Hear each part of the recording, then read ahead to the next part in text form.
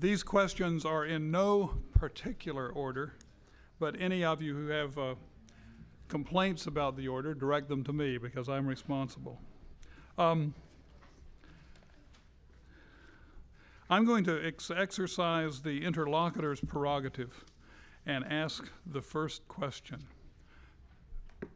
Andres, who were those Indian Masons? Was perhaps one Benjamin Hawkins? I don't know about Hawkins, but I do know about Richard Fields, chief of the Cherokees, who was incorporated into the Yorkino network before he received his grant on behalf of the Cherokees. So there's at least that one case. Of Fields? Yes. Mm-hmm. The other question that I want someone to tell me the answer to secretly is, what is the York Rite distress sign? But I was afraid of that. Okay. Okay, here's a question that I think John Jordan should answer. It's a very good question, very direct, very simple. Why is there so little information in the textbooks about the Texas Navy? That is an excellent question. I think there are a number of reasons that the Texas Navy naturally and maybe rightly takes second billing, but maybe it shouldn't take the billing that it's been pushed down to. One of them is that we can go see where the Battle of San Jacinto was fought. We can erect a giant obelisk on it, but you can't do that for a naval battle, at least not very often.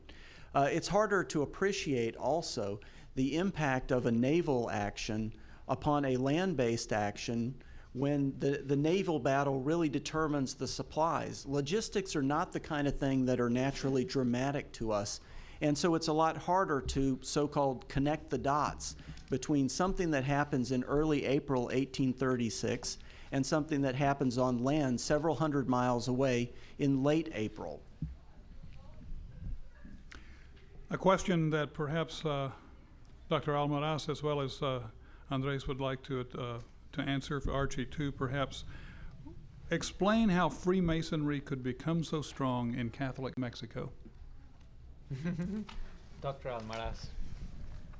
I would venture I would venture a guess, since I'm not a Mason, but it would seem that it was more like a fraternal organization, like the generals, for example. Then they had a brotherhood, and therefore they participated there more in pursuing or advancing vested interests rather than going through rituals.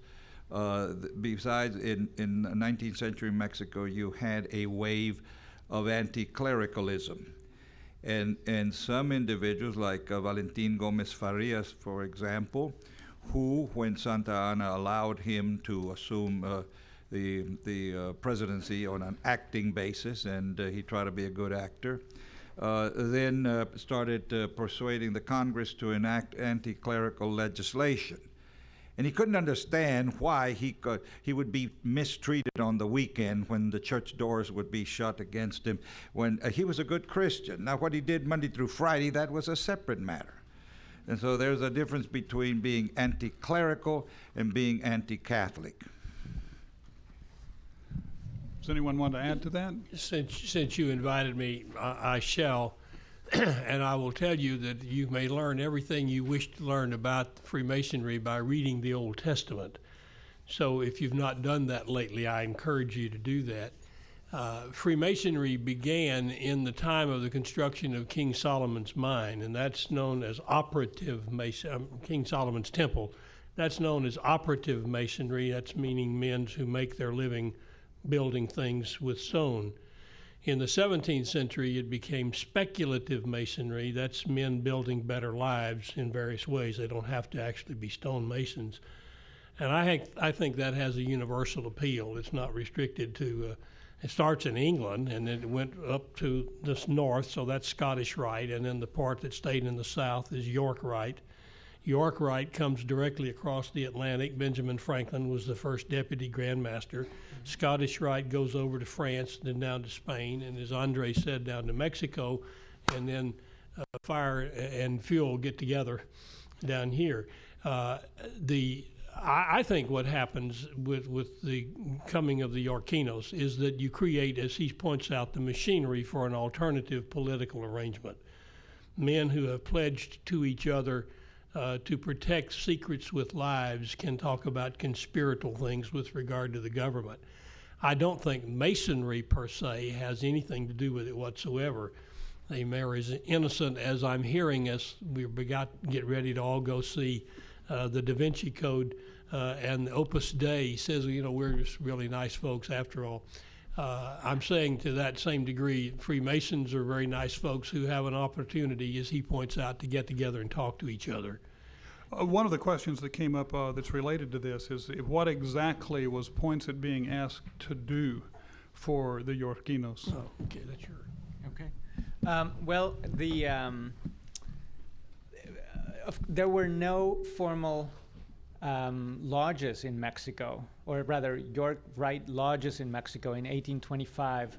And so I'm not a Mason either, so I don't know how the process works, but you need some formal lodge to sponsor you before you can launch your own formal lodge. And so they knew that Mr. Poinsett was a Mason affiliated with, or at least who had some contacts to the Mason in New York. And so through his offices, he would try to get the regulating patent for that lodge that they were trying to found in Mexico City in 1825. So that's the extent of it. And so the question revolves around whether he did this out of political motives or whether actually the Mexican Yorkinos asked him. And so it makes more sense the latter. I mean, there's always this conspiratorial twist when we talk about, Masons and Catholics, etc. But it sounds like they were just trying to organize this thing and getting the regulating patent from the office in... We might also remember one of our speakers from last year, Ed Miller, and his discussion of the role of New Orleans in the Texas Revolution. Right. And those who read his book will see just how important a venue for meeting and a venue for conspiracies and a venue for plans these Masonic lodges were to bring, as Andres said before. Emphasize the venue, though, Jim. It's not endemic to the organization. Exactly. It's just that they create an atmosphere in which those things can develop. Exactly, and if some were Masonic and some were not. Some were other forms of meeting grounds in New Orleans. Right. But it brought those Anglo-Americans and Hispanic people together who might not have had any better way or any more convenient way. The structure is that they're organized in grand lodges, as it's called, and they have constituent members. And you create a new lodge by receiving a charter from a grand lodge. So that the original lodges in Texas, McFarland in Houston, in San Augustine, Holland in Houston, and Milam in Nacogdoches were all originally chartered by the Grand Lodge of Louisiana. Yeah, and you just... which was chartered from Kentucky, which was chartered from England. You just inadvertently corrected one slight error I heard in Andres' talk, and that was locating the Holland Lodge in San Antonio. It was, in fact, in Houston, as you just said. And in fact, when Juan Seguin came back from his long exile and apostasy, one of the first things he did was try to get himself reinstated as a Mason in San Antonio in the 1850s, where he became one of the leaders of the Democratic Party in San Antonio. And he was told by the Masons in San Antonio, well, you were a member of the Holland Lodge, and so you need to go back to the Holland Lodge to try to get your membership back again. Well, let's switch back to another very popular question, the naval questions, very popular area. And I'm not going to tell you whether the R here in Rangers is capitalized or not. We got into a big discussion in Austin at the TSHA about what a Texas Ranger was and how important it was whether the R was capitalized or not. Let me just ask this question as it came in, and I'm not going to emphasize the capitalization, and you can correct the nomenclature as you might. Did the Texas Rangers actually capture 2 vessels of the Mexican Navy? Who wants to handle that? I can start. You have to remember that after San Jacinto, when the Texans were high-fiving each other and saying, we won, we won, we won, The Mexican government didn't exactly agree. The thing that they wanted to do was get Filisola's army turned from reverse back into drive, and one of the ways they were trying to do that, to move back from Matamoros back into East Texas, was through a supply convoy. Well, around the end of May, I believe it was the 29th of May, somewhere like that, a Texas, I'm going to say Texas Ranger, but maybe not necessarily with a capital R, a gentleman named Isaac Burton took a company of what we would probably call the early Rangers out towards Copano Bay to investigate a rumor of a Mexican supply ship or warship of some kind that was prowling in that area. They did spot a ship, turned out to be a supply ship. They managed to flag the ship down. Several of their men hid in the bushes, and when a boat came out to help the person in distress on the beach, they took over the boat, rowed it on out to the vessel, and captured it. They intended to take that vessel back to Velasco, but the winds just weren't very good for that, so they were stranded.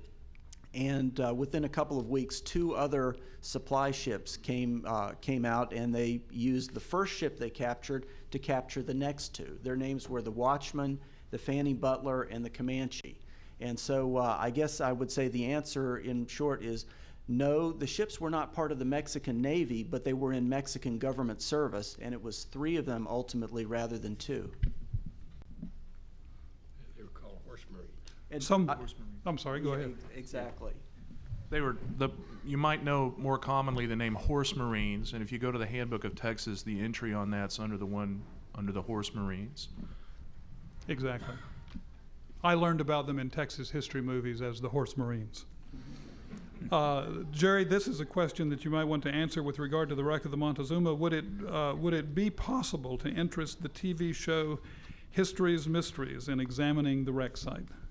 I just did some work on another topic with History's Mysteries, and working on documentaries, when you approach them, they typically want you to go ahead and have something in place before they send cameras out, because it represents a tremendous outlay of capital on their part to begin collecting footage.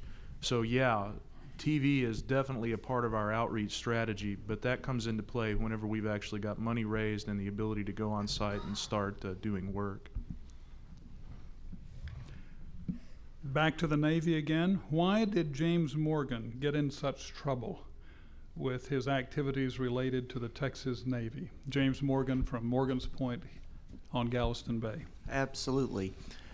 James Morgan managed to stay on reasonably good terms with Sam Houston, and when Jim said in trouble, what that means is, as it meant to a lot of folks back then, in trouble with Sam Houston. Morgan stayed on Houston's good side until early 1843, and for a variety of reasons, the Commodore of the Texas Navy was just the one person who made Houston see red. Houston's good political sense generally left him when it came to this particular commander of the Texas Navy. Houston decided that the Navy was nothing to Texas. It really didn't have any function other than to get the bankrupt republic deeper and deeper in debt. And Houston was trying to do anything to avoid antagonizing Mexico in early 1843. He sent James Morgan out to New Orleans, where the Texas Navy was parked at the time, to bring the Navy back home so it could be sold at auction. But when James Morgan got out to New Orleans, he found the ships were in pretty good shape, and he began hearing all these stories about how the Mexican centralist government, which had been fighting a war of pacification with Yucatan, was just about to conclude an armistice with the local Yucatan governments, and then it was going to move troops against Galveston and effectively try to reconquer Texas. True or not, those stories motivated James Morgan to allow the commander of the Texas Navy to go out to Yucatan, where he fought a battle in May of 1843 against a pair of ultra-modern, state-of-the-art Mexican warships. Houston, as you can imagine, was not impressed by this little tactic. His view was he is the commander-in-chief and was the elected president, and he should be the one to decide foreign policy. So when Morgan came back when the commander of the Texas Navy came back, you can imagine the kind of hot water they got in, and that began a series of bad blood exchanges that lasted for decades. Here's a very interesting question for Drs. Almaraz and Resendez and or others on the panel. With regard to Hispanic youth, this is from a middle school educator who says that they have several Hispanic students, usually of Mexican origin, who are confused about their identity. Are there any historical persons and or events I could refer them to so that they might better understand themselves? Okay. I didn't say these were going to be softballs. I know. I do think that histories have an excellent way to root oneself, or I use it myself. Now I can see how, I mean, I don't know where these students are located exactly, but I think that going through the lives of some of these Tejanos, Mexican Texans, is very instructive. I mean, here we have people who were torn between their natural sympathies towards Mexico on the one hand, and on the other hand, their political ideals, because Mexico was itself torn between liberals and centralists.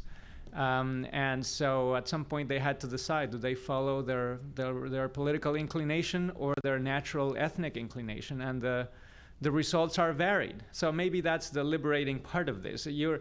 So that would be one side of the equation. The other thing that I would tell to my students is that one tends to think of identity as a salt shaker, right? I mean, we all have one, and it's sort of like it's in somewhere in the reptilian part of your brain. You are. That's how I started on my research, and very quickly realized that people don't work that way. In the archival record, when I went there, I looked at all these Anglo-American settlers, writing to the Mexican government, and they would represent themselves as absolutely loyal to the Mexican nation. And then you go into U.S. repositories, and these are the same people that are trying to imagine themselves in a different way. So we are not one thing, but depends on who's asking and for what purpose. And so maybe that is, I mean, and we're talking about a rough and tumble environment when identity is a pretty big deal. It could be, an interesting business proposition. It could be a matter of survival. So I would go to history to demystify perhaps identity, and to see that, people have switched back and forth, and, you do the best you can in this complicated world. Yeah. Yes. Just very quickly, I'd add two other biographies to that to look into: Santos Benavides and J.T. Canales. If you want to look at people who have to straddle two and sometimes three worlds of loyalty, not just dealing with the Texas Revolution. Benavides is a Civil War character, and J.T. Canales is an early 20th century character who's representing the Valley in the legislature during the height of Jim Crow. There's quite a few people you can draw from to expand that dynamic. Don Felix? I would recommend biographical studies.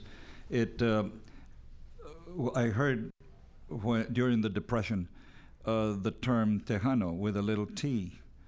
And around the dinner table, and I asked my mother, what does that mean? And he said, well, that meant those of us, our ancestors, meaning her great-grandfather, who was here in Texas after 1836. He said, we were Tejanos. What she was trying to tell me was that they were regionalists. And I recall in the 1960s and early 70s, when there was a lot of federal money around, that colleges and universities were inviting speakers. The University of Nebraska, more specifically the Nebraska Educational Council for Higher Education, invited, quote, ethnic speakers to come out. And so by the time I got there, they had the billboards, the press agents were out there working, and they had me listed as a a Chicano scholar, which which got the administration of one particular college a little nervous because another ethnic scholar had gotten there before and had said, "White man, I hate you." And they said, "Well, here comes this one from Texas. I wonder what he's going to say." And so they brought out all the heavy artillery. That is, those who had been former governors and had become ambassadors and had come back to Nebraska, and they had them in the amen corner, so it'd be for my lecture. And I knew that after I was already about 2/3 of the way into my lecture, one of them had fallen asleep, that they were not going to scalp me. And but one young student did ask me, sir, are you political?" And I had talked about the Texas Revolution. I wasn't talking about contemporary affairs, but he asked me, "Are you political?" I said, let me answer it this way. If you mean as a citizen of this country, am I politically concerned with what is going on today in my community, in my state, in my nation? Yes, I am political with a little p. But why are you a Chicano? I said, I don't need a label in order to identify myself. I am a human being who, by the dignity of my birth, I am a Hispanic scholar. I happen to choose history as my medium of communication. I'm an educator. But the one thing I want you to remember is be sure to call me to lunch on time.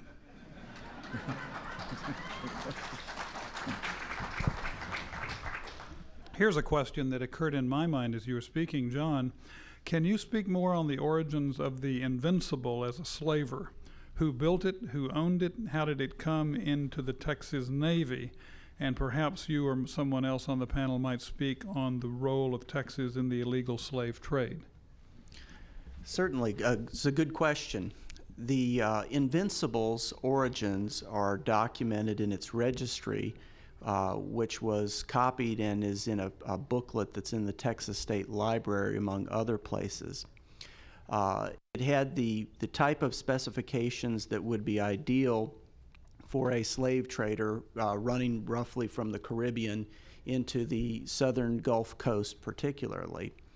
The first assumption that it was built and intended for use in the slave trade came from an early history of the Texas Navy, written towards the end of the 1800s or beginning of the 1900s. So it appears that the design of the Invincible was consistent with a ship that would have been that could have been trafficking in slaves. It came into Texas hands by its purchase by the firm of McKinney & Williams, a shipping company based at the mouth of the Brazos River. They purchased the Invincible with freight on board, and back then freight on board was just a nice way of saying it's got muskets and bayonets and gunpowder and other implements of war in its hold. But they purchased it in New Orleans, made a slight markup to it, and offered to sell it to the Texas government, all told about $20,000. That's how it came to be in the hands of the Texas government. As far as the role of the slave trade in Texas, it's important to remember that at the time, whatever the ambiguity, the legal ambiguity there was about slave ownership, slave trade was, by most nations' laws, illegal at that time. In fact, it was there was a certain sense of insult for anybody to be connected with the slave trade, and when one privateer, when the capture of one privateer resulted in an argument between two early Texas patriots, James Fannin and Samuel Rhodes Fisher, Fisher accused Fannin, among the other public insults they leveled at each other, of importing slaves into that country, he said, as evidenced by their foreign dialect, showing that they had only been recently imported into Texas. So where maritime relations were concerned, that's kind of where I see the slave trade being in Texas, and maybe some of the other panelists have some thoughts in addition. for my graduate thesis, which was on the evolution of Jim Crow in Texas, I took a look at the maritime slave trade, and it seems to have gone on. It was, of course, under Mexican law illegal, but much like the ownership of bondsmen in Texas, that's what you were if you were a slave in Mexican Texas, a bondsman, not technically a slave. It did go on, and the maritime aspect was a channel for bringing, chattel into the ports of Texas. It's not a well-documented phenomenon because of its illegal nature, but Galveston was a busy place, and the ports of entry down there were not as closely inspected. I'm sure a little American cash under the table ensured that continued to happen. A related question is from someone who once, in reference to what was said about the Texas Revolution being the third American Revolution, any comments or examples on the global involvement in the Gulf of Mexico during the period of the Texas Revolution? Yeah, I think I'm responsible for that one. The Third American Revolution is actually the chapter of a book that I'm writing right now on the global impact of the Texas Revolution. If you want to understand the way the world was looking at Texas at that time, you need only go to books that have been in publication for 80 or 90 years. The foreign correspondence of the Texas Revolution.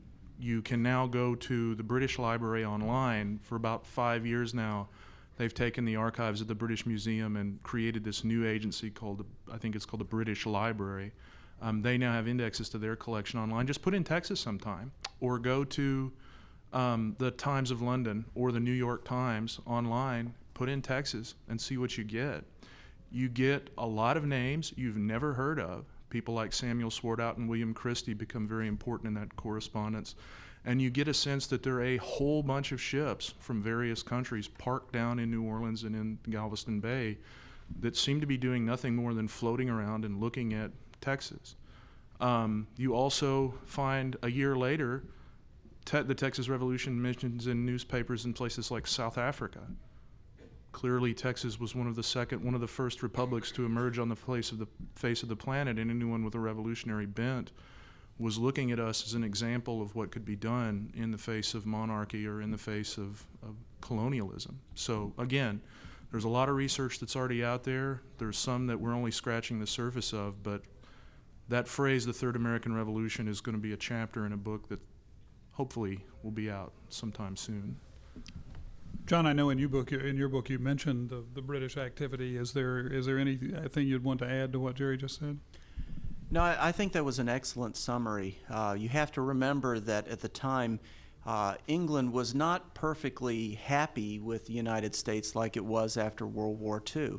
There was some tension over the U.S.-Canadian border, for instance. America was an emerging power, and during the Republic years, the last thing Great Britain wanted to see was the United States swallow up another section of the continent. If nothing else, Texas was a wonderful market for cotton that could be imported into England as an economic counterweight to the cotton farms of America. So there were a lot of international implications, and many of them were driven by the almighty pound sterling. Here's a lighthearted question, not necessarily a softball, for Dr. Resendez. As a professor at University of California, Davis, you must know what grape varietals were cultivated in Texas in 1836. Which ones were they? Maybe Well, that was a curveball.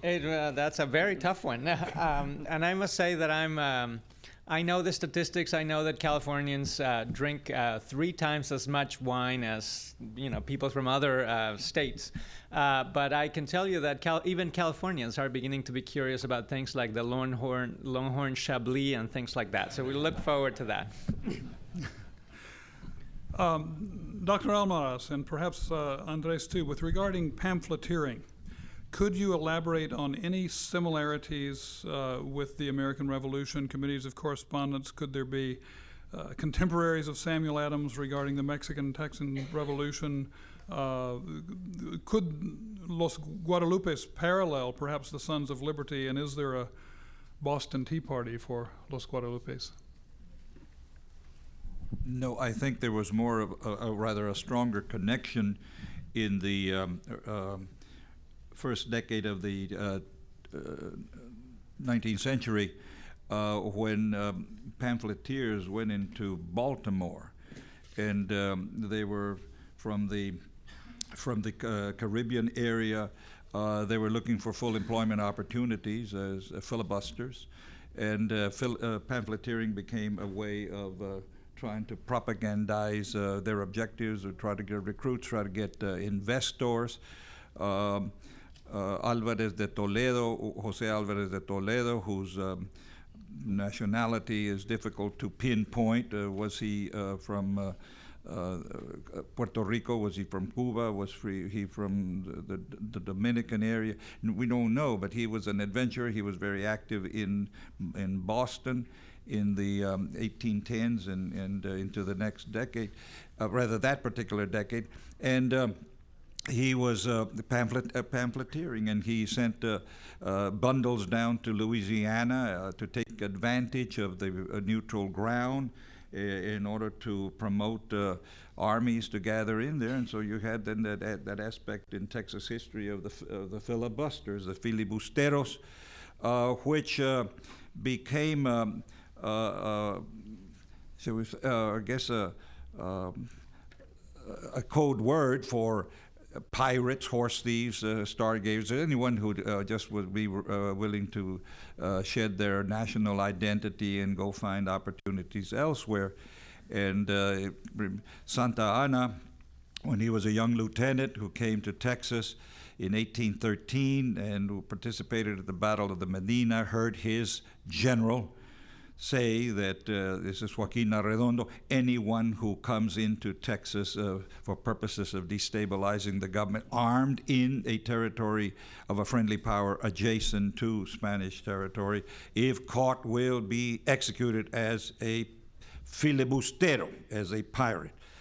Well, what were they using? They were using pamphlets as a way of trying to recruit, trying to get their objectives, and there you have a blend then of pamphleteers and filibusteros. Perhaps, Dr. Resendez would like to comment on another aspect of this phenomenon. Can you hear me? You There need we to go. be close to the mic. Okay. What I would like to do is, I'm fascinated by these pamphlets, and as Dr. Almaraz left very clear, everybody who was somebody in Mexico, the first thing you do if you're a politician is to secure a printing press and somebody to operate that, and that was what you did if you were a military leader, a clergyman of some aspirations, etc. But in addition to that, you have to wonder just how many people in Mexico actually read. And so in addition to the pamphlets, what I would like to do is to also call your attention that there was a literary world out there that did not depend necessarily on people being able to read and write. For example, what I discovered is that some of the way the Spanish and then the Mexican government worked was by copying some of the orders. And then the orders themselves had some instruction below saying, this is going to be nailed down on the church door or, on the main square and read aloud every other Sunday at 11 o'clock for 2 months. This is what happened with the Texans are coming. This is what New Mexico did, during when the army of Texans in 1841-42 were coming to claim half of New Mexico. There were all of these orders affixed on the squares in various towns in New Mexico, and that's how the New Mexicans were so worked up about these. So when this starving group of Texans showed up, they were absolutely shocked because they were expecting for months this incredible army that would come here. So this just to make the point that there was this other literary world, that there are literary worlds, and that these texts produce their own cultures of how they were consumed.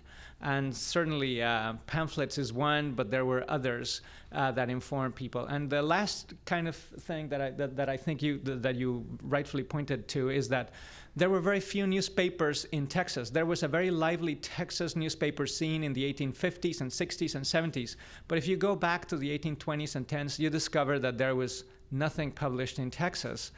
But there was a lively journalistic world of stuff being published in New Orleans by some of the most radical newspapermen anywhere that were publishing their stuff in New Orleans, where they were absolutely untouchable from the government of Mexico, and then sent back to Coahuila and Texas, et cetera, et cetera. So thanks.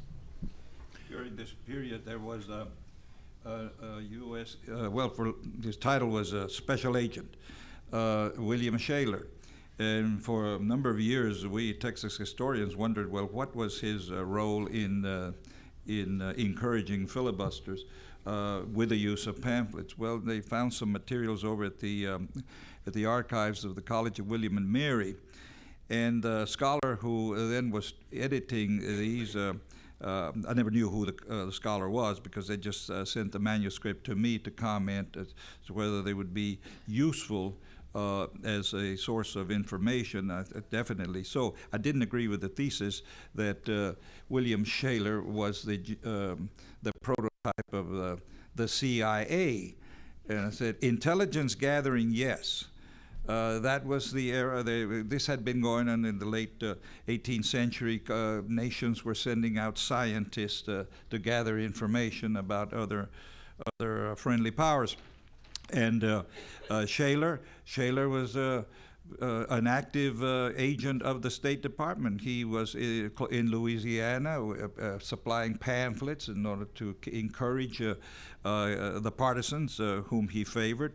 Later he ended up in California and was over in China doing the same thing, using pamphlets as a way of spreading the good word about whatever policy the United States wanted to promote.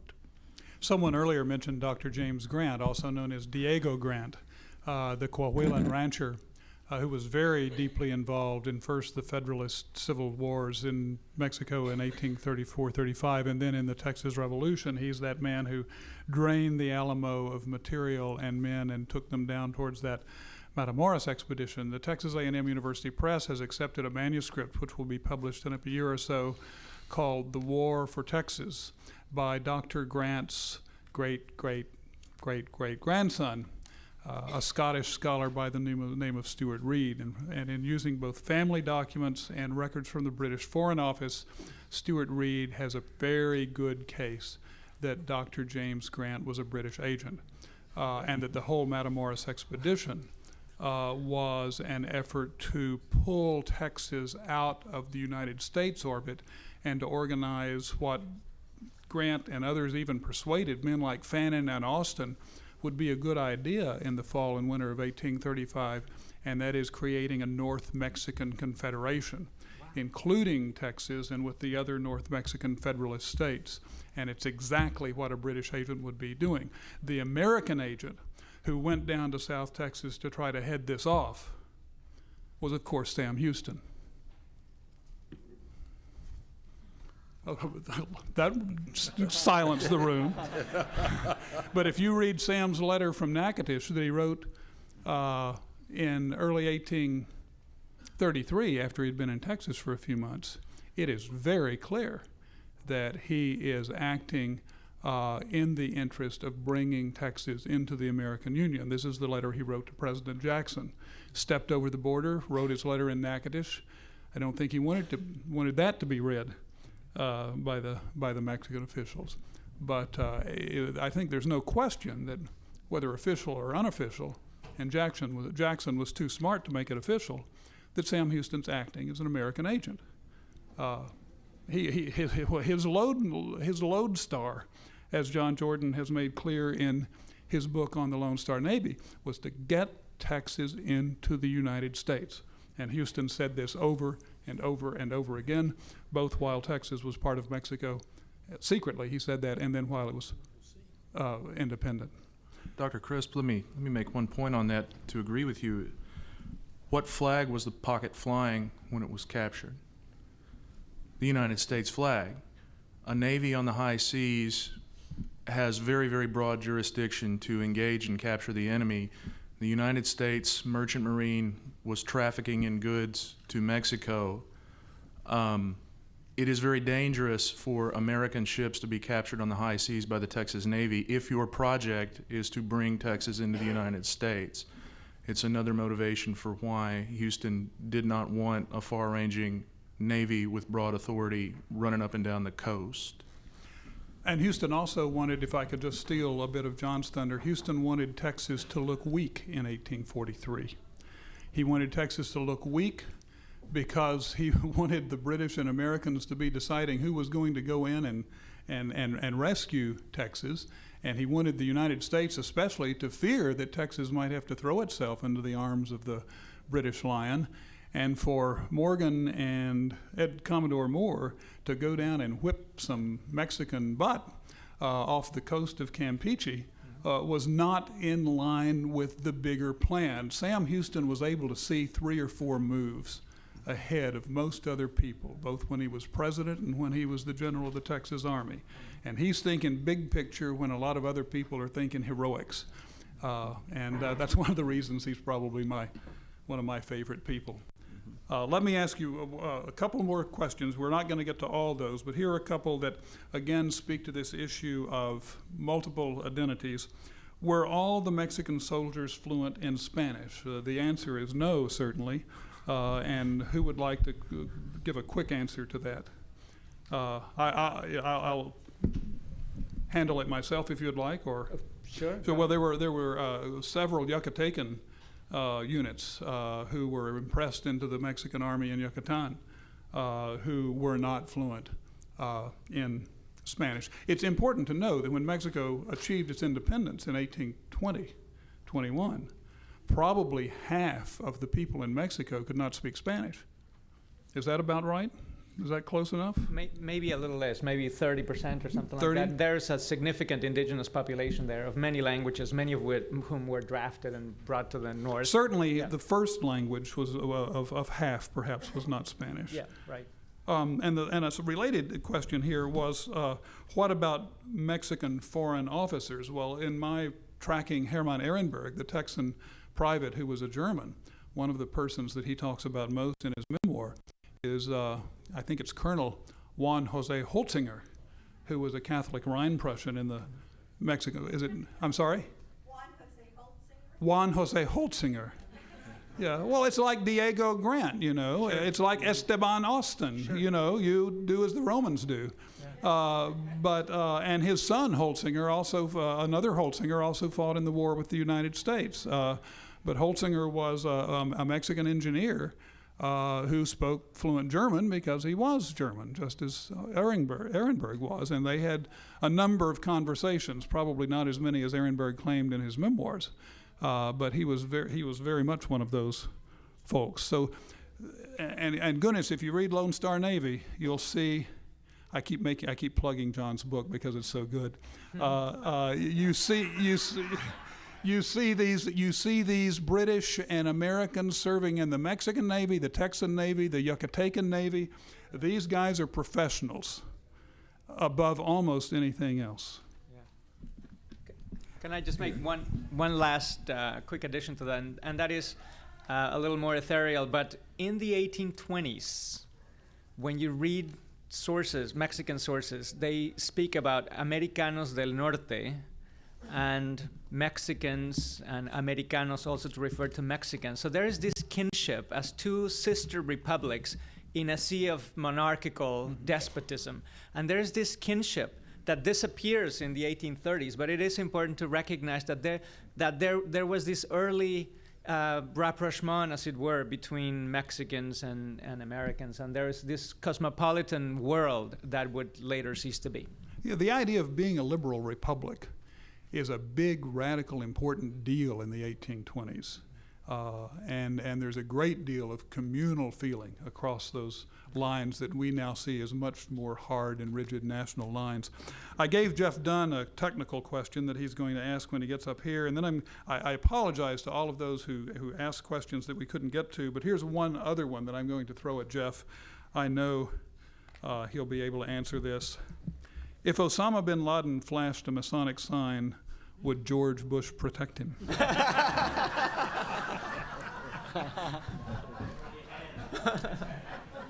Oh, one more thing, if I may. If you would like us to sign your books, if we've written a book you'd like us to sign, if you'd like us to sign someone else's books, we will be up here at the front table and do that for as long as we're able to stand it. Thank you very much. Let's give a big round of applause to Jim Crisp and all our speakers. I think we had a fantastic symposium this year. Thank you so much. And